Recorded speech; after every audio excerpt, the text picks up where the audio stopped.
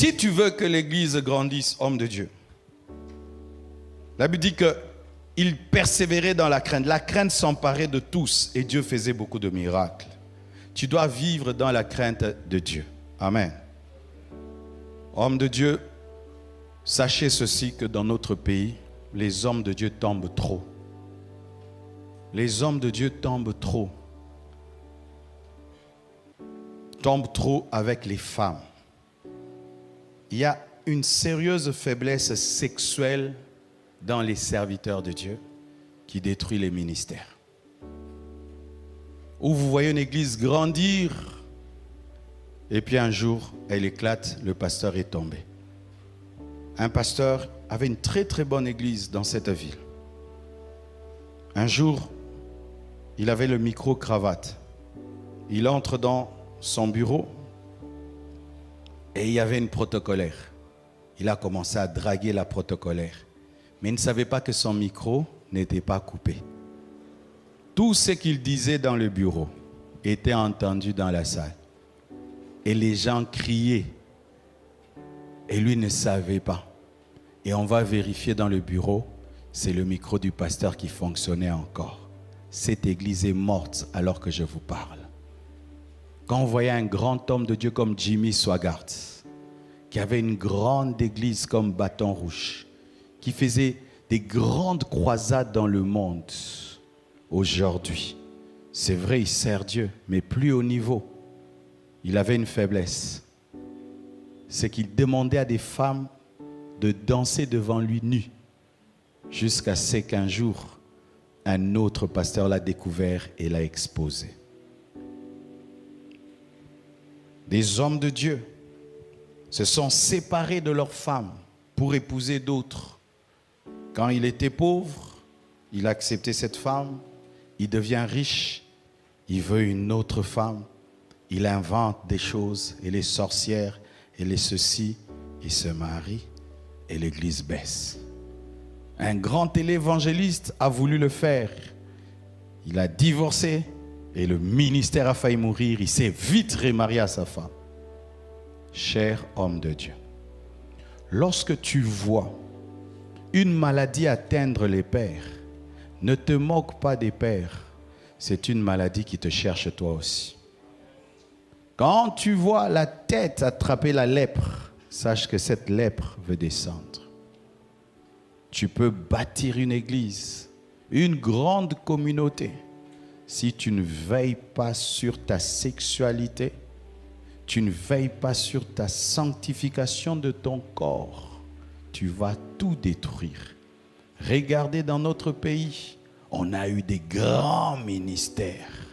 Aujourd'hui, vous entendez les femmes, les femmes, les femmes, les femmes. Homme de Dieu, quelle est ta relation avec le sexe opposé? Femme de Dieu aussi. Quelle est ta relation avec le sexe opposé? On a eu une grande servante de Dieu aux États-Unis. Elle prêchait terriblement. Je ne cite pas son nom, une noire américaine. Aujourd'hui, c'est fini, la discipline sexuelle. Si tu n'as pas une discipline sexuelle, pasteur, tu n'auras jamais de grande église. Et si même tu la perdras. Et comment tu peux avoir une discipline sexuelle? 1. Ta conversion.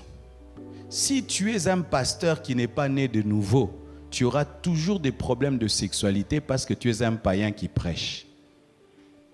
Parce que certains, vous êtes allés en théologie et on a fait de vous des pasteurs là-bas, mais tu n'es pas né de nouveau, tu es seulement intelligent.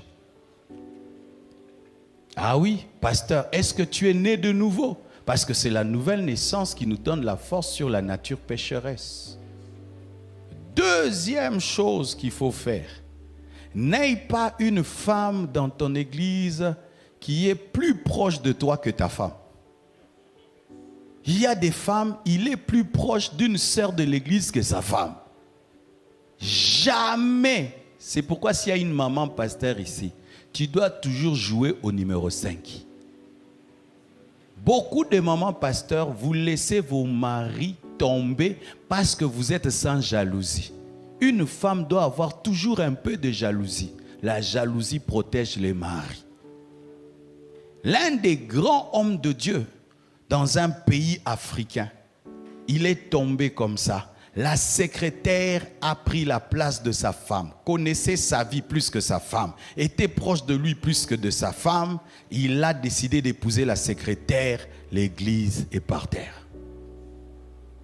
Troisièmement, tu dois veiller sur le second regard. Un homme de Dieu qui ne sait pas discipliner ses yeux ne saura pas discipliner son corps. Quand une femme passe devant toi, elle est passée. Elle est... Il ne faut pas poursuivre. Je vois des hommes de Dieu comme ça. Une fois, je le reçois et je vois, il poursuit. Il poursuit. On cause comme ça, lui, poursuit. Je ne lui donnerai jamais la chair. Jamais. Et jusqu'aujourd'hui, il se pose la question pourquoi il ne prêche pas. Il poursuit. Comment tu peux poursuivre? Tu n'as pas la discipline du coup. Une autre chose, homme de Dieu, si tu veux ne pas tomber, quand tu sens la faiblesse, reconnais que tu traverses une période de faiblesse, va prier Dieu, va te retirer en prière. Paul dit, je traite durement mon corps. Tu dois reconnaître que ces derniers temps, ma chair me réclame. Tu dois aller devant Dieu, pas pour prier pour les fidèles, demander l'onction. Va demander la crucifixion de ta chair. Arrête de jouer aux anges. Tu n'es pas un ange. Parce que certains hommes de Dieu vous tombez parce que vous vous traitez comme des anges.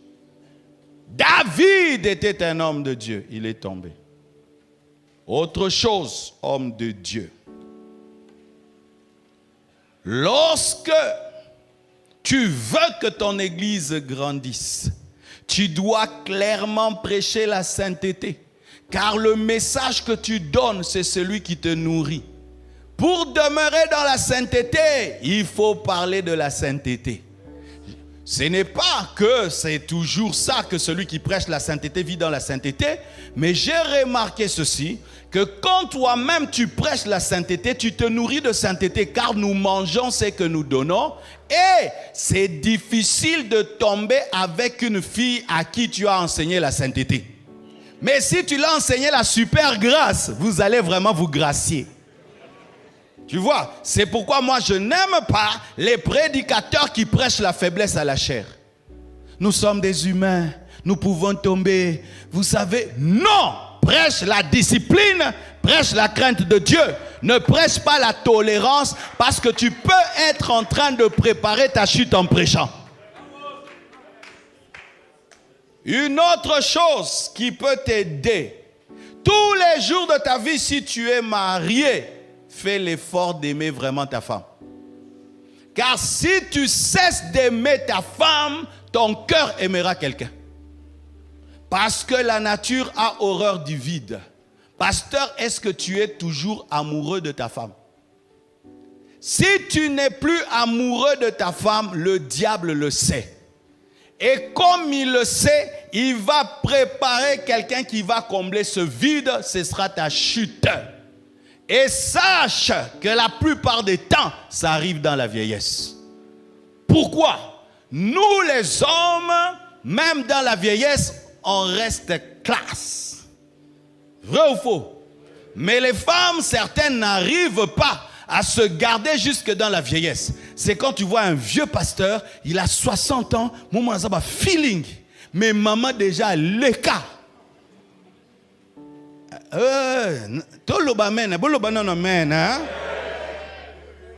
Quand tu seras un homme de 60 ans, bien parfumé, tu as bien toujours ta taille.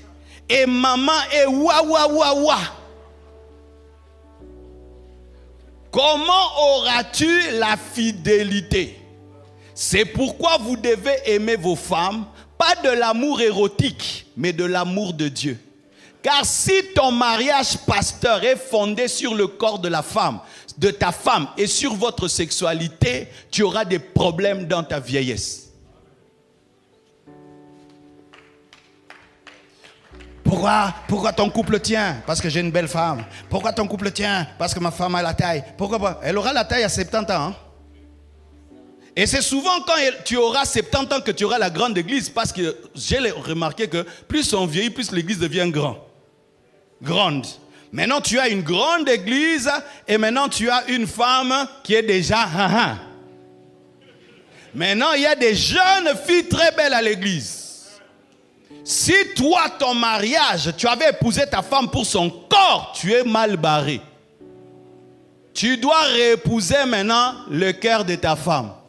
C'est pourquoi il y a un homme de Dieu que moi je respecterai toujours dans ce pays, c'est le pasteur Vernon. Pasteur Vernon avait épousé une femme qui était plus âgée que lui. 2 ans de plus. Pasteur Vernon était le pasteur en ce temps-là de la plus grande église du Congo. Et sa femme était déjà vieille. Mais on n'a jamais entendu. Pourquoi? Il aimait sa femme de l'amour spirituel. Si tu veux garder ta sainteté, lorsqu'une femme te tente, tu dois le dire à ta femme. N'ayez pas de combat caché avec le sexe opposé que vos femmes ne connaissent pas. Tu es déjà en train de préparer ta chute. Parce que si tu commences à cacher, donc tu prépares quelque chose.